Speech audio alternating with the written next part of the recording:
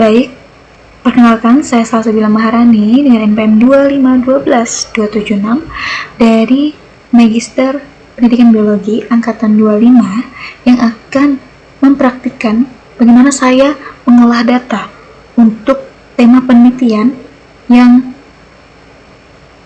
mencakup pengaruh. Jadi, maksudnya pengaruh itu bagaimana? Yaitu kita akan mencari tahu sih bagaimana pengaruh variabel bebas terhadap variabel terikat. Misalnya, pengaruh pembelajaran berbasis masalah terhadap keterampilan berpikir kritis. Nah, dalam hal itu kita membutuhkan dua data. Yang pertama, data dari kelas eksperimen atau yang kita kasih suatu penerapan yaitu berupa PBL ataupun pembelajaran berbasis masalah. Lalu kelas kontrol yang kita gunakan di dalamnya berupa pembelajaran yang sudah biasa dilakukan oleh guru. Bisa apa saja, misalnya guru selalu melakukan discovery gitu. Nah, kita akan membandingkan bagaimana sih pengaruh dari pembelajaran berbasis masalah dibandingkan dengan discovery gitu. Nah, di sini saya sudah ada data primer dari kelas eksperimen yang terdiri dari 35 siswa dan kelas kontrol yang terdiri dari 35 siswa juga. Nah, yang berarti kan sampel kita kali ini adalah 70 siswa pas. Nah, di sini saya sudah menabulasikan hasil post-test, pretest dari masing-masing kelas. Lalu saya juga menghitung post min pre, 100 min pre yang menghasilkan n-gain score. Hal ini sesuai dengan rumus n-gain score, yaitu post min pre atau post test dikurang pretest dibagi skor ideal minus pretest, yang itu akan menjadi n-gain score. Ada juga n-gain score persen, dimana si n-gain score ini nanti dikalikan 100 gitu. Nah, di sini juga saya menghitung rata-rata. Nah, rata-rata seperti biasa, rata-rata kita tahu ya bagaimana. Lalu juga ada standar deviasi. Ini rata-rata dan standar deviasi itu sangat penting ya teman-teman. Untuk apa? Untuk melihat seberapa besar pengaruh. Nah, sebelum kita menyimpulkan sesuatu itu berpengaruh, kita juga harus menambahkan seberapa besar sih pengaruhnya.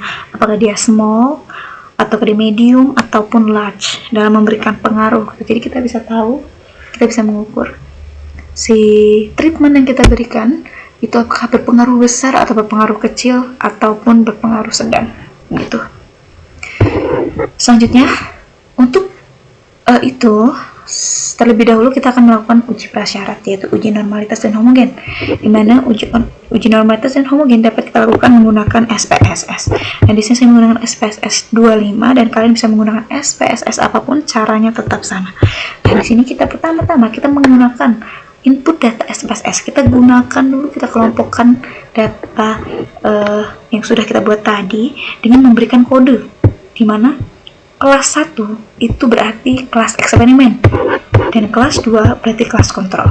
Nah, di sini saya sudah memasukkan yang pretest, ini yang pretest. Nah, ini untuk yang post-test. Jadi antara pretest dan post-test dari kedua kelas kita bedakan. Yang pertama, saya akan menguji normal dan homogen dari pretestnya terlebih dahulu. Caranya, kita salin semuanya.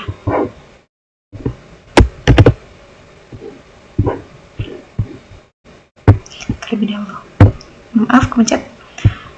Sebelum itu, kita ke variable view terlebih dahulu untuk memberikan keterangan agar memudahkan kita nanti dalam mengolah dokumentasi itu. Nah, di sini kita bisa terus dengan hasil, yang berarti kan hasilnya itu pretest atau post-test.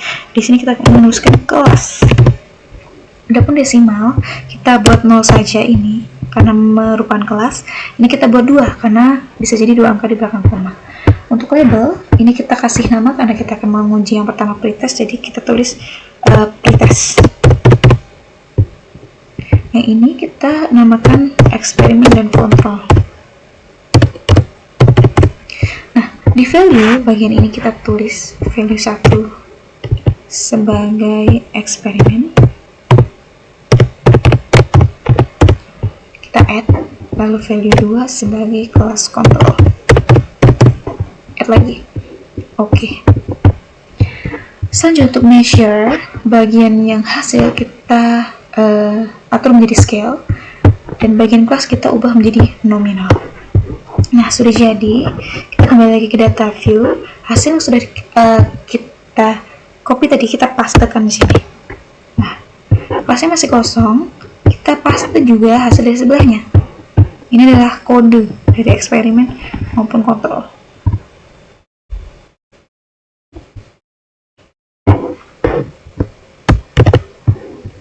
Set LC, lalu di sini set LV. Dah. Selanjutnya kita periksa dulu apakah kelebihan, tidak ya, pas ya. Lalu kita analyze atau analisis untuk menguji homogen dan juga normalitas dengan cara ketik atau klik deskriptif static, lalu ke explore. Nah, untuk hasil kita masukkan sini, lalu kelas masukkan ke sini, lalu kita plots. Kita centang bagian normality plots dan juga power. Fungsinya apa? Untuk kalau kita menyentang ini, itu artinya nanti akan data normalitas kita bakal kelihatan. Lalu untuk yang power estimation itu untuk melihat homogenitas kita. Continue, lalu oke. Nah, di sini kita bisa lihat normalitas dari pretest eksperimen kontrol dapat terlihat signifikansinya. Nah, kita lihatnya langsung di signifikansi, gitu. Nah, di sini dapat terlihat, di sini tuh tandanya 0 ya, teman-teman. Di sini berarti signifikansi dari pretest eksperimen yaitu adalah 0,152 dan kelas kontrol 0,068. Ya, ini berarti termasuk dalam kategori normal. Yaitu sudah ambang batasnya, jika di atas 0,05 itu termasuk normal. Lalu kita lihat di sini. Kita lihatnya juga sama, di signifikansi di based on mean. Nah, kita sini dapat melihat bahwa pretest dari data ini itu termasuk variansinya homogen. Dapat kita lihat di sini variansi maksudnya signifikansinya itu 0,721. Di mana sesuai aturan ambang batasnya, jika suatu data homogeneity of variance-nya itu di atas 0,05, maka dia termasuk homogen. Nah, selanjutnya belum selesai sampai di situ, kita akan melanjutkan analisis kembali, tapi analisis post test, gitu teman-teman. Nah, untuk itu kita ubah lebih dahulu, ubah menjadi post test, biar penjelasannya lebih jelas. Nah, untuk ini tidak perlu dihapus ya teman-teman. Langsung saja kita ganti dari hasil sini.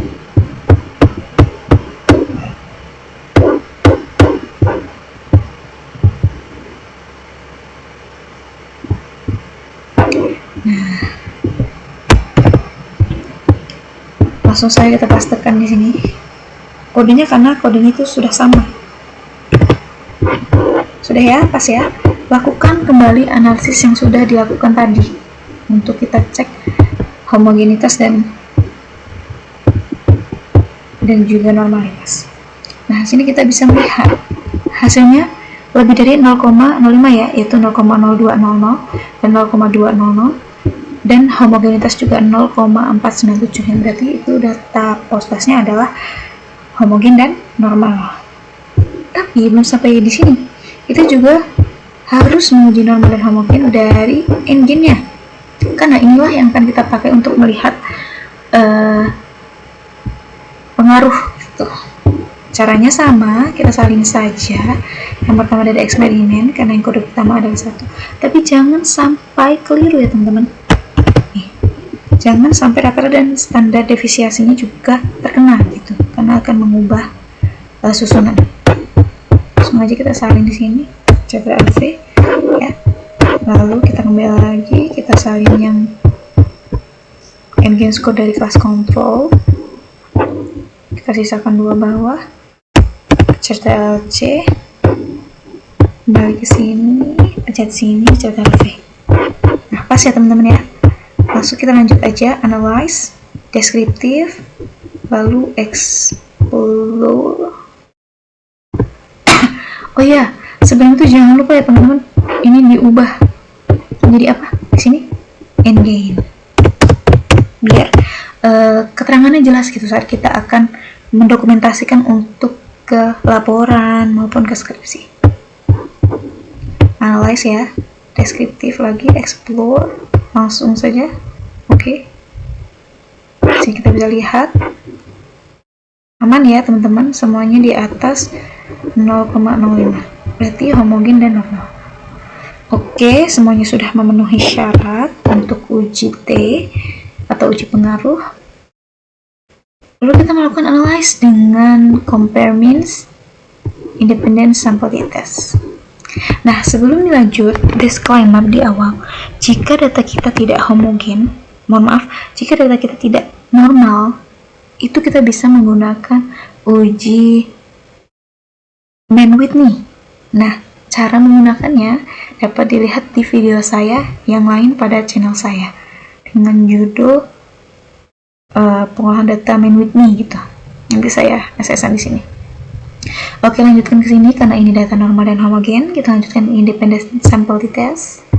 Ya, kita pencet. Lalu yang ini kita masukkan ke test variable, yang ini kita masukkan ke grouping variable dengan define group 1 dengan 1, grup 2 dengan kode 2. Continue, lalu oke.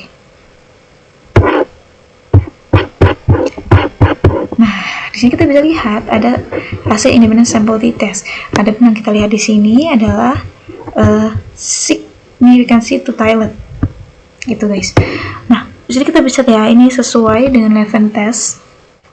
Adapun acuannya, jika hasil uji T-nya itu kurang dari 0,05, itu berarti suatu data dapat dikatakan berpengaruh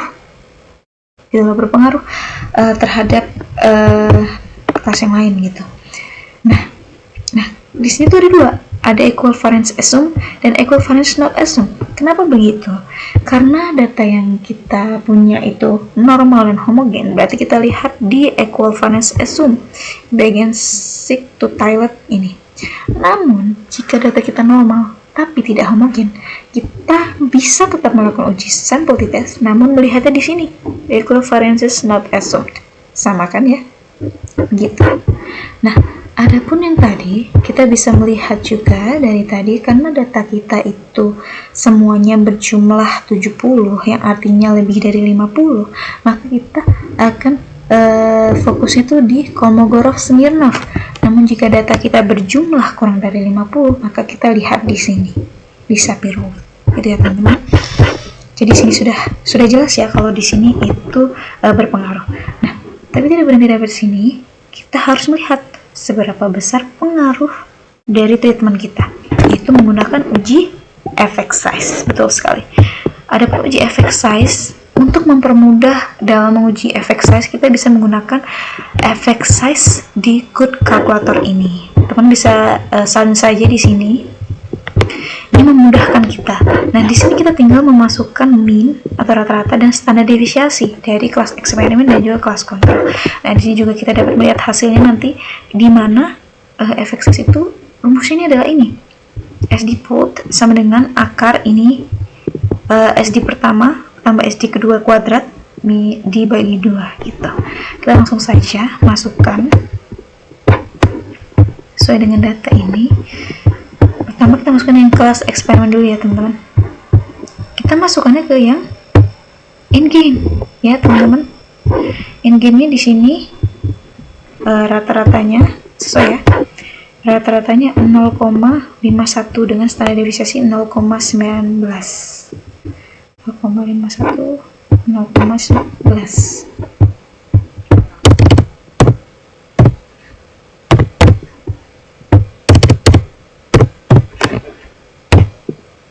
Baik, itu untuk yang pertama atau yang kelas eksperimen. Lalu di kelas kontrol kita masukkan juga di bagian ini. Aduh, masih sisa tadi. Nah, kita saring yang ini. Ya, so ya. Di sini rata-ratanya adalah 0,31 dengan standar deviasi 0,17. 3117. Nah, Selanjutnya kita tinggal calculate. Nah, di sini kita bisa melihat hasil Cohen's d. Cohen's d dari effect size ini adalah 1,111 atau termasuk large effect size, di mana pengaruhnya berarti pengaruh besar. Itu berpengaruh secara besar. Dan di sini kita dapat melihat rincian perhitungannya, bagaimana hingga akhirnya bisa mendapat 0,111. Di sini kita bisa melihat hasil dari grafiknya.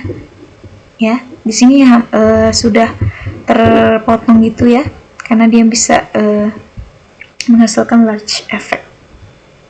Nah, ini bisa dimasukkan ke dalam dokumentasi. Nah, sehingga dari hasil effect size ini kita dapat menyimpulkan bahwa penggunaan pembelajaran berbasis masalah itu sangat berpengaruh besar terhadap peningkatan keterampilan berpikir kritis siswa. Nah, kurang lebih seperti itu hasil ataupun urutan dari pengolahan data yang mengambil tema pengaruh. Bagi teman-teman yang mengambil tema pengaruh, bisa mengikuti yang sudah saya jelaskan di sini. Adapun ini adalah pengolahan data secara inferensial gitu. Dan jika teman-teman ingin mendeskripsikan bagaimana kejadian di dalam kelas, bisa dengan grafik ataupun dengan gambar gitu, untuk mendeskripsikan lebih nyata lagi di luar dari uji statistika ini. Sekian dari saya akhiri. Wassalamualaikum warahmatullahi wabarakatuh.